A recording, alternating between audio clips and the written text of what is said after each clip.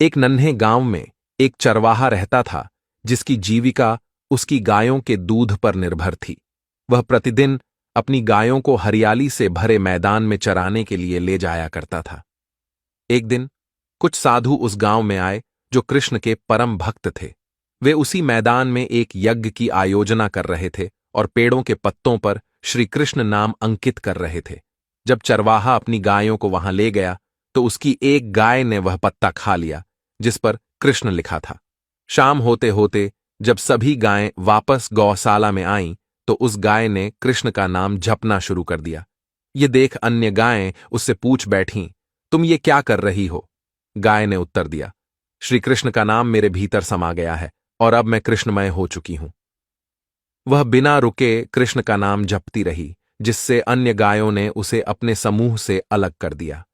सुबह जब चरवाहा दूध दूहने आया तो उसने देखा कि वह गाय बाहर खड़ी है। उसने उसे वापस अंदर ले आया, लेकिन जैसे ही वह चला गया बाकी गायों ने उसे फिर से बाहर धकेल दिया। चरवाहे ने सोचा, इस गाय के साथ क्या समस्या है कि अन्य सभी उसे दूर कर रहे हैं? कहीं उसे कोई रोक तो नहीं? चिंतित चरवाहे ने गहन विचार के बाद उस गाय को ले जाकर एक सुनसान जंगल में छोड़ दिया।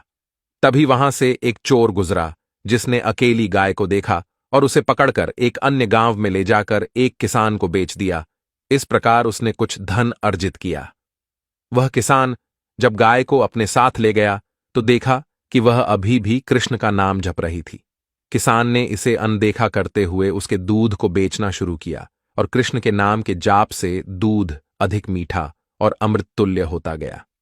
धीरे धीरे उस दूध की प्रसिद्धि चारों ओर फैल गई और लोग उसे खरीदने के लिए आने लगे, जिससे किसान धनी होता गया। एक दिन राजा के मंत्री उस ओर से गुजरे और किसान के घर पर रुके। किसान ने उन्हें उसी गाय का दूध पिलाया जिसे पीकर मंत्री बहुत प्रसन्न हुए और कहा कि दूध बेहद स्वादिष्ट है। किसान ने बताया कि यह गाय सदैव कृष्ण का नाम जपती रहती है, जिससे मंत्री अचंभित हो गए। मंत्री राजमहल लौट आए। उस समय राज्य की महारानी कुछ दिनों से बीमार थीं और दवाइयों का कोई असर नहीं हो रहा था। राजवैद्य ने कहा कि अब महारानी की जान केवल ईश्वर के हाथ में है।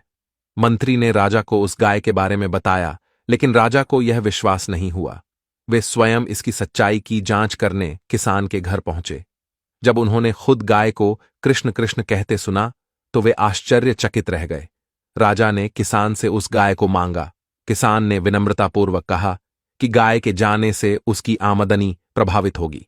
राजा ने उसे गाय के बदले बहुत सारा धन देने का प्रस्ताव दिया। किसान ने सहमति व्यक्त की और गाय को राजा को सौंप दिया। राजा गाय को लेकर महल में लौट आए और गाय अब महल में रहने लगी। गाय निरंतर कृष्ण का जाप करती रही और महारानी उसके दूध का सेवन करती रही। इसके प्रभाव से महारानी की सेहत में सुधार होने लगा और कुछ ही समय में वह पूर्णतः स्वस्थ हो गईं। गाय राजमहल में सुख सुविधाओं का आनंद उठाने लगी। कृष्ण जाप का प्रभाव समस्त प्रजा पर भी पड़ा और पूरा राज्य कृष्णमय हो गया। राजमहल से लेकर नगर के कोने कोने तक कृष्ण नाम की गूंज सुनाई देने लगी। इसलिए मित्रों, ये कहानी हमें सिखाती है कि कृष्ण की भक्ति में असीम शक्ति है जो हर सुख को आकर्षित करती है। उम्मीद है यह कहानी आपको पसंद आई होगी। ऐसी और भी कहानियों के लिए कृपया इसे लाइक करें और शेयर करें।